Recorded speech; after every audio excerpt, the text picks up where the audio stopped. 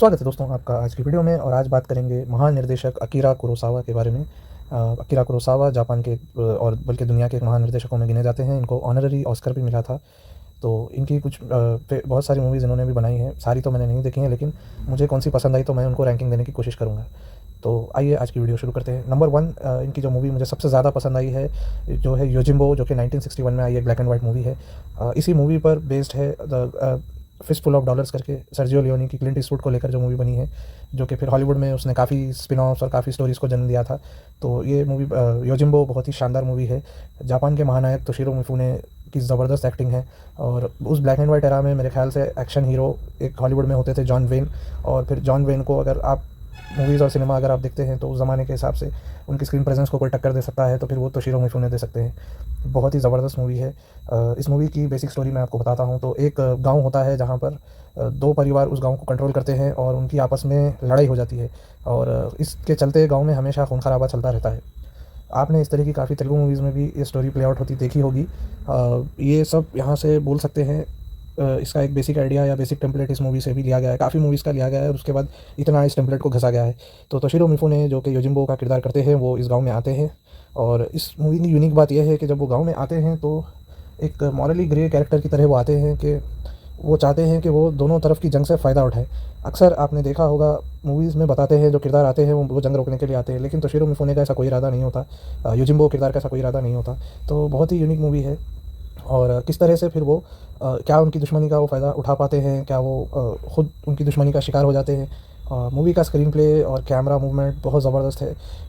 Direction sorry camera movement क्या camera movement तो है ही, डायरेक्शन बहुत ज़बरदस्त है। आपको जब भी मूवी स्क्रीन प्ले जब चलता है तो आपको कहीं पर भी बोरिंग नहीं लगेगा। हालांकि ये मूवी ब्लैक एंड वाइट में बनी है, लेकिन हमेशा कुछ ना कुछ मूवी में चलता रहेगा। और जिस तरह से इनके फेस वगैरह और एक्टर्स के जिस तरह से ग्रैंड शॉट्स जो लिए गए हैं उस ज़माने के हिसाब से बहुत ही यूनिक थे। और आज भी कई मूवीज़ में फिर उस तरह का यूज़ किया जाता है। अकीरा कुरोसावा जिस तरह से फ्रेम सेट करते थे, जिस तरह से किरदारों को बिठाते थे कि ये किरदार यहाँ होना चाहिए और वो वहाँ से आए तो इस तरह से लगना चाहिए।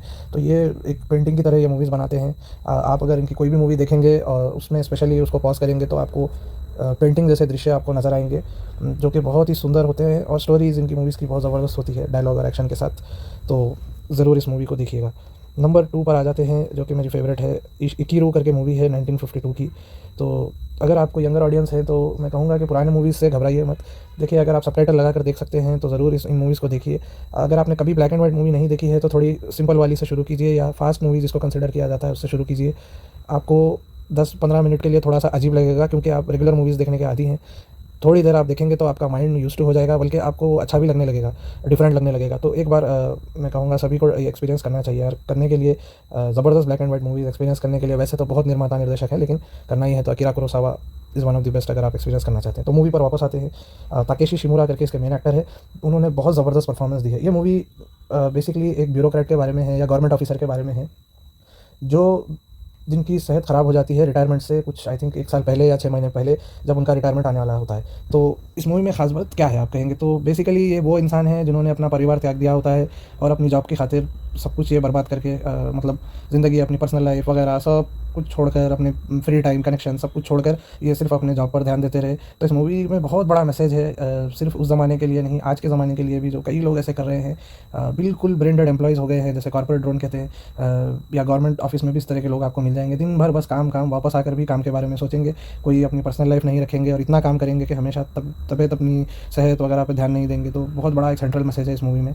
और तो इस मूवी में ये बताया गया है 6 महीने होते हैं, 6 महीने या 1 साल कुछ होता है कि मुख्य किरदार के रिटायरमेंट के लिए, और उनको पता चलता है कि वो बीमार हैं। और वैसे भी शायद वो ज़्यादा दिन जी नहीं पाएँ, बल्कि वो अपना रिटायरमेंट का जो पेंशन जिसके लिए उन्होंने ज़िंदगी भर मेहनत की है, शायद वो इतना जी भी नहीं पाएँ कि वो अपनी रिटायरमेंट सेरेमनी भी वो अटेंड कर पाएंगे या नहीं, वो श्योर नहीं होता है। इसी दौरान उनकी मुलाकात एक यंग लेडी से होती है जिसकी वजह, तो इनकी बीवी मुझे फ़िलहाल याद नहीं, मर चुकी होती है, हाँ मर चुकी होती है।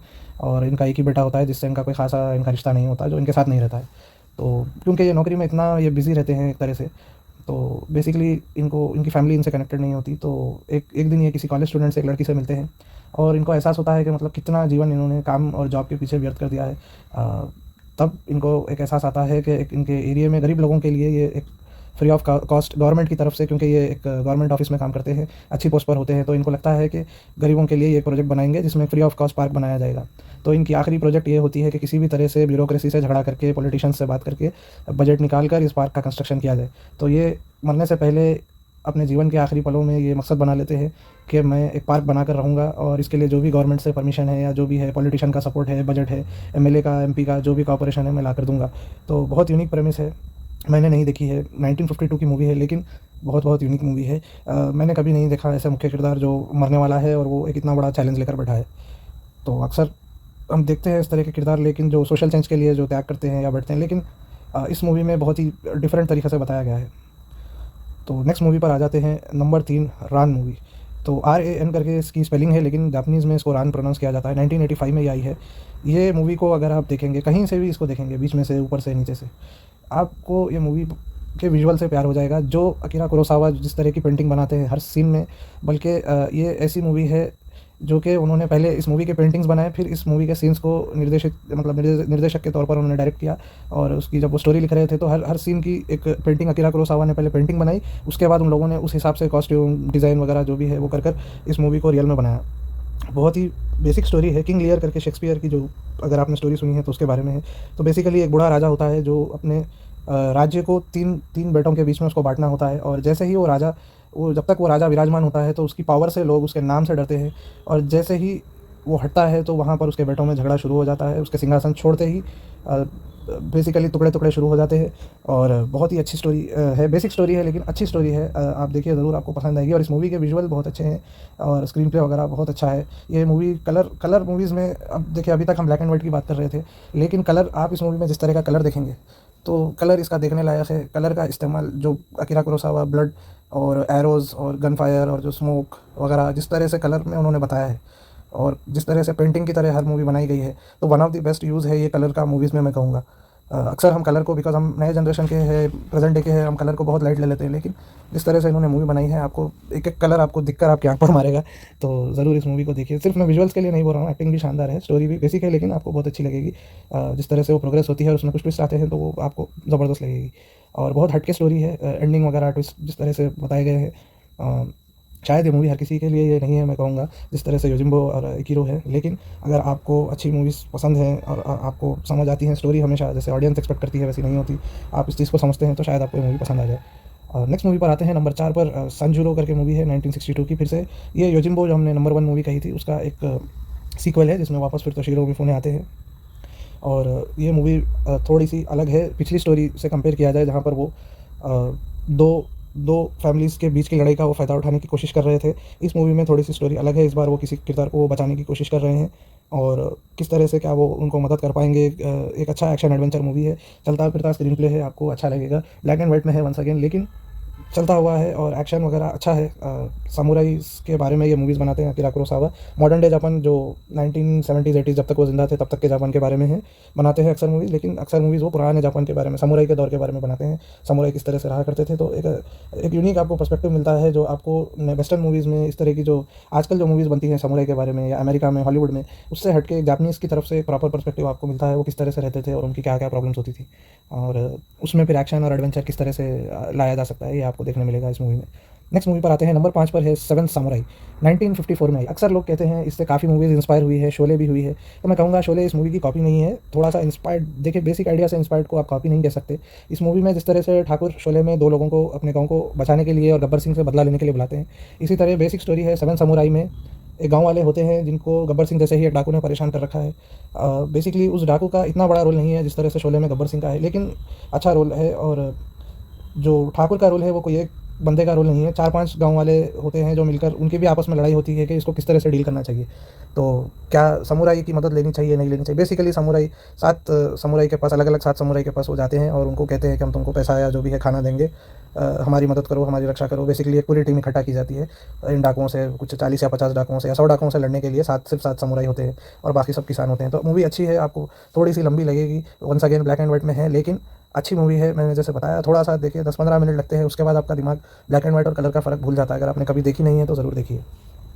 ब्लैक एंड वाइट मूवी देखी नहीं है तो इस मूवी से भी आप ट्राई कर सकते हैं देखने का। इसमें एक्शन वगैरह अच्छा है, भरपूर है, प्लानिंग जिस तरह से एक्शन होते हैं, थोड़ा सा मैं डिफरेंस आपको बता दूंगा। ऑब्वियसली देखिए, आज के ज़माने में हम धमाकेदार एक्शन हम उसको बोलते हैं, जहाँ पर जिस तरह से आप आजकल देखते हैं पंच मारने से लोग उड़ते हैं करते हैं, ठीक है, वो बहुत ज़बरदस्त एक्शन है, मैं उसको डिनाई नहीं कर रहा हूँ। ऑब्वियसली एक्शन इंप्रूव ही होता जा रहा है वक्त के साथ, लेकिन इसमें जो आप एक्शन देखेंगे वो भी बहुत अच्छा है, प्रैक्टिकल रियल स्टंट्स हैं और उसकी लॉजिक बहुत सही है। जिस तरह से लॉजिक होती है, ये इसको ऐसे मारेगा तो वो वहाँ जाकर गिरेगा, जिस तरह से वो लॉजिक बताई गई है, और उसके बाद कोई अगर यहाँ से आ रहा है तो वो इस चीज़ को देख नहीं पाएगा, या कोई किसी को डॉज कर भाग रहा है तो वो उस चीज़ के चंगुल में वो सामने वाला शायद फंस जाएगा। तो वो बहुत अच्छे तरीके से इस मूवी में कवर किया गया है। काफ़ी सारे, क्योंकि 7 किरदार होते हैं मुख्य किरदार, जो कि कोशिश कर रहे हैं 50-100 डाकुओं को हराने की, तो फिर उसके लिए वो ट्रैप्स वगैरह सेटअप करते हैं। तो बहुत अच्छा रियलिस्टिक, उस ज़माने के हिसाब से 300-400 साल पुरानी है कहानी है, तो उसको किस तरह से वो सेट करते हैं, वो करते हैं, अच्छा एन्जॉयबल है। आपको यूनिक लगेगा, मतलब हर चीज़ प्रैक्टिकली करके बताई है, कोई सीजीआई नहीं है, तो यूनिक लगेगा। एक्टिंग वगैरह भी बहुत ज़बरदस्त एक्टिंग की है एक्टर्स ने, जो आपको मूवी देखते वक्त ही समझ आएगी। अब मैं ऐसे बोलूँगा तो नहीं समझ आएगी, लेकिन मैं उम्मीद करता हूँ आप ज़रूर देखेंगे। नंबर 6 पर आ जाते हैं। 1958 में आई the hidden fortress. The hidden fortress वो मूवी है जिससे इंस्पायर होकर एक जॉर्ज लूकस करके जो निर्माता है, जिनको आपने नाम सुना होगा, स्टार वॉर्स करके एक मशहूर फ्रेंचाइज उन्होंने बनाई है, तो द हिडन फोर्ट्रेस उनकी बहुत बड़ी इंस्पिरेशन है।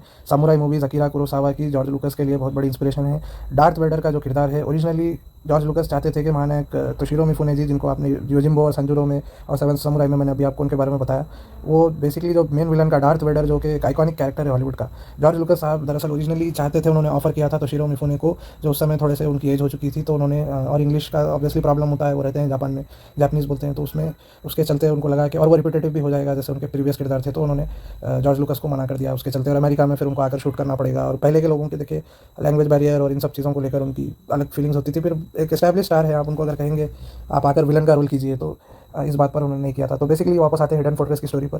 तो हिडन फोर्ट्रेस वंस अगेन एक यूनिक मूवी इसलिए है क्योंकि जिस तरह से आपने स्टार वॉर्स देखी होगी, तो स्टार वॉर्स जब शुरू होती है तो वो मुख्य कहानी जो होती है वो तो बाद में आती है। वो जब शुरू होती है तो वो शुरू होती है 2 रोबोट्स के एंगल से।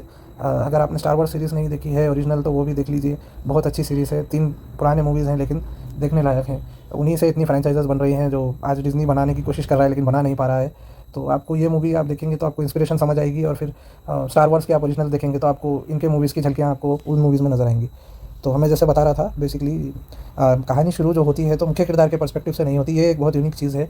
कहानी साइड कैरेक्टर्स के पर्सपेक्टिव से शुरू होती है और फिर हम मुख्य किरदारों की तरफ आते हैं। तो इस तरह से रिस्क लेकर मुख्य किरदारों को छोड़कर साइड कैरेक्टर से शुरुआत करना, तो उस ज़माने के हिसाब से एक बहुत ही रेडिकल स्टोरी राइटिंग की ये मूव थी। आजकल फिर भी आप देखते हैं इस तरह का हो सकता है, लेकिन उस ज़माने में ऑलमोस्ट अनहर्ड ऑफ था कि मतलब आप अपने मुख्य किरदार को इंट्रोड्यूस नहीं करेंगे और ये साइड के लोगों के साथ खेल कर फिर इस तरह से बाद में लाएंगे। तो और वो मतलब रिवील वगैरह बहुत अच्छे से करेंगे। ऑब्वियसली स्टोरी लिखी है तो रिवील करेंगे, जब मुख्य किरदार को लाएंगे तो सब कुछ रीज़न और लॉजिक से होगा। तो ज़रूर देखिए मूवी, आपको शायद आपको पसंद आएगी, मुझे लगता है अच्छी मूवी है ये भी। नेक्स्ट मूवी पर आ जाते हैं नंबर 7 पर, जो है रोशोमन। 1950 में आई रोशोमन की वजह से अकीरा कुरोसावा दुनिया भर में मशहूर हुए थे। आजकल आपने रोशोमन इफेक्ट का नाम सुना होगा, तो जो रोशोमन इफेक्ट है वो कोई एक्चुअल टर्म नहीं है। इनकी मूवी पर बेस्ड, इनकी मूवी की जो स्टोरी है रोशोमन की, उस पर बेस्ड कहा जाता है कि रोशोमन इफेक्ट है। जी हाँ, ये इन्होंने जो टेम्पलेट बनाई है, इस टेम्पलेट को इतना कॉपी किया गया है कि आजकल कोई अगर इस तरह की मूवी आती है तो लोग कहते हैं कि उस मूवी में रोशोमन इफेक्ट है करके। तो रोशोमन इफेक्ट कोई ऐसा कोई मैजिकल टर्म नहीं है, इनकी मूवी के बारे में है। तो मूवी की थोड़ी सी कहानी समझते हैं आपने। अब मैं बोलना शुरू करूँगा तो आपको समझ आ जाएगी आपने कौन सी मूवीज़ में रोशोमन इफेक्ट को देखा है।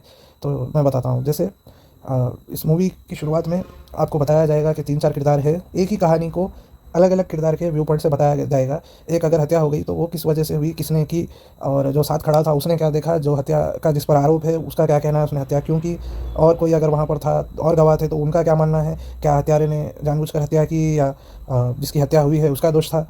तो ये मूवी 4 व्यू पॉइंट से बताई गई है।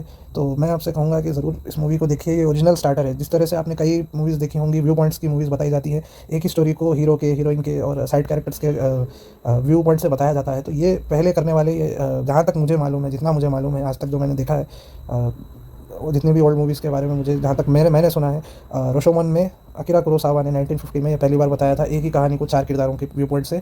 तो इसीलिए आज भी इस तरह की कोई भी मूवी बनती है तो आप लोगों को अक्सर आप कहते सुनेंगे कि इसमें रोशोमन इफेक्ट है। क्रिटिक्स वगैरह कहेंगे या जो सिनेमा देखते हैं या डायरेक्टर्स कभी कभी खुद कहते हैं कि मैं रोशोमन इफेक्ट इस मूवी में मैंने बताया है, किस तरह से अलग अलग लोग क्या क्या करते हैं। तो ये वहाँ से आता है, तो वैसी मूवी है ये।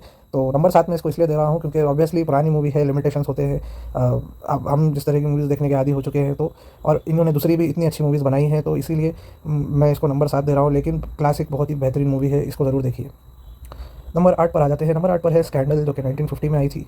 तो 1950 में ये मूवी आई थी। ये भी तोशिरो मिफुने इसमें है। ये एक एक्टर डायरेक्टर कॉम्बो है, अकीरा कुरोसावा साहब और तोशिरो मिफुने का।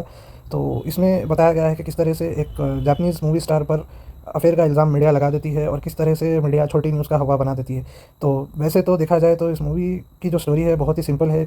आप कहेंगे इसमें ग्रेट क्या है, तो मैं कहूँगा ग्रेट एज़ सच तो इसमें ऑब्जेक्टिवली तो कुछ नहीं है, लेकिन सब्जेक्टिवली मुझे अच्छी लगी। एकदम चलता हुआ स्क्रीन प्ले है, कहीं भी आपको ये मूवी बोर होने नहीं देती है। और पल-पल में जो एक्टिंग करते हैं तोशिरो मिफुने और जो हीरोइन होती हैं और जिन पर इल्ज़ाम लगता है कि उनका अफेयर चल रहा है, और जो फोटोग्राफर के जो नेगेटिव किरदार होते हैं मीडिया वालों के, वो बहुत अच्छी तरह से मुझे एक्टिंग वगैरह, उनकी एक्टिंग और स्क्रीन प्ले जो है मुझे इस मूवी का बहुत अच्छा लगा। एज़ सच तो डायरेक्शन भी अच्छा है, आपको कहीं भी बोर होने नहीं देते हैं अकीरा कुरोसावा। नेक्स्ट मूवी पर आते हैं number 9, I live in fear, जो कि 1955 में आई थी।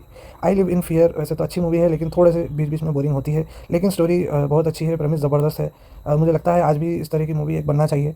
तो फिर से तोशिरो मिफुने आते हैं। इस बार वो एक बूढ़े आदमी का किरदार कर रहे हैं, जो कि एक करोड़पति होते हैं।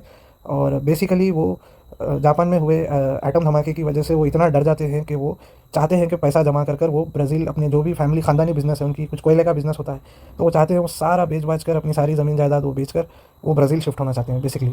उनको लगता है कि अमेरिका रुकेगी नहीं। जिस तरह से हिरोशिमा नागासाकी पर हमला हुआ था, इस तरह से दोबारा जापान पर हमले किए जाएँगे, जापान को फिर से वॉर में लाया जाएगा और जापान को तबाह किया जाएगा। तो इतने डर में वो रहते हैं इस मूवी में। जिस तरह की डरने की एक्टिंग और जिस तरह का डर और जिस तरह की स्क्रीन शॉट्स और डायरेक्शन और उनके जो एक्टिंग है तोशिरो मिफुने की, बहुत ही ज़बरदस्त है।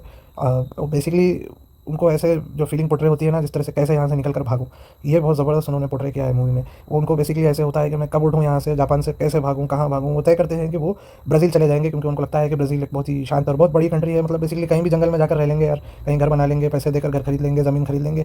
एक मतलब एक पीसफुल कंट्री है, न्यूट्रल कंट्री है, वहाँ पर कौन लड़ाई में आएगा। जैसे आपने काफ़ी सुना होगा, जब वर्ल्ड वॉर 2 हुई थी तो जापान और जर्मनी के और इटली के जब लोग हारे थे, तो काफ़ी उनके मिलिट्री के बड़े ऑफिसर वगैरह जो थे, अमेरिकन्स और रशियंस और इंग्लैंड वालों से, बेसिकली अलाइड पावर्स से बचने के लिए, सज़ा से बचने के लिए, वो भाग कर वो ब्राज़ील और अर्जेंटीना में वो भाग कर छिप गए थे। कई लोगों ने जंगलों में और इस तरह से और शहर के किनारों पर उन्होंने कॉलोनीज़ बना ली थी कि वो वहाँ बच सके। गवर्नमेंट की ब्राज़ील और अर्जेंटीना की दया पे वो जीने के लिए भाग गए। तो बेसिकली ये भी इन्होंने हालांकि कुछ गलत किया नहीं होता है मूवी में, लेकिन एक आम शहरी भी होने की हैसियत से एटम बम के बारे में इनको पता चलता है, क्योंकि इनके कोई पर्सनल फैमिली मेम्बर या कोई उसमें मर जाते हैं, तो इनको डर बढ़ जाता है कि पूरा का पूरा एक शहर गायब कर दिया अमेरिका ने। तो एटम बम की आपने अगर रिसेंटली ओपनहाइमर देखी है या उसके बारे में सुना है, तो ये एक जापानी पर्सपेक्टिव है एटम बम को लेकर के, भाई एटम बम जिन पर गिरा उनका क्या पर्सपेक्टिव है। तो बहुत ही शानदार। और ये मूवी अकीरा कुरोसावा जो डायरेक्टर साहब है जिनकी हम बात कर रहे हैं, उनके दिल के काफ़ी करीब है, क्योंकि उनकी ज़िंदगी का एक बहुत मेजर डर ये भी था कि दोबारा से वर्ल्ड वॉर होगी और फिर से जापान पर हमला हो जाएगा, शायद फिर से एटम बम, कई सारे एटम बम। इस बार तो पहली बार तो 2 गिरे थे।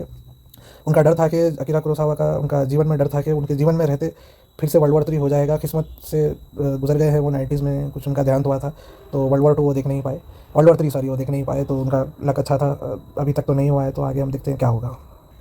चलिए नंबर 10 की बात करते हैं। तो नंबर 10 पर आती है हाई एंड लो, जो कि 1963 में रिलीज़ हुई थी। ये एक बहुत ही ज़बरदस्त सस्पेंस मूवी है। फिर से तोशिरो मिफुने इस मूवी में भी आपको नज़र आएंगे। तो बेसिकली इस मूवी की स्टोरी ये है कि एक अनजान किडनैपर आता है और एक करोड़पति के बेटे को किडनैप कर लेके जाता है और उनको फ़ोन करता है। लेकिन फ़ोन करने पर उसे और सभी किरदारों को ये पता चलता है कि जो करोड़पति का बेटा है वो सही सलामत बिल्कुल घर में अपने सेफ़ है, और गलती से उस किडनैपर ने करोड़पति के ड्राइवर के बेटे को उठा लिया था। अब इसमें बहुत बड़ा धर्म संकट आ जाता है, क्योंकि मीडिया वालों को भी कहीं से ये न्यूज़ मिल जाती है और वो भी इस केस के पीछे लग जाते हैं और उस करोड़पति के घर को पहुंच जाते हैं उसका इंटरव्यू लेने, और फिर पुलिस भी इसमें इन्वॉल्व हो जाती है। तो बेसिकली अब ये धर्म संकट होता है कि ड्राइवर का भी बच्चा है, ऑब्वियसली तो इंसान है, और करोड़पति का खुद का बच्चा सेफ भी है। तो तब भी वो जो किडनैपर है वो कहता है कि रैंसम जो फिरौती की रकम है वो उतनी ही रहेगी जितने करोड़ उसने पहले बच्चे के लिए मांगे थे, अभी भी ड्राइवर के बच्चे के लिए भी वही फिरौती रहेगी और वो करोड़पति ही चुकाएगा।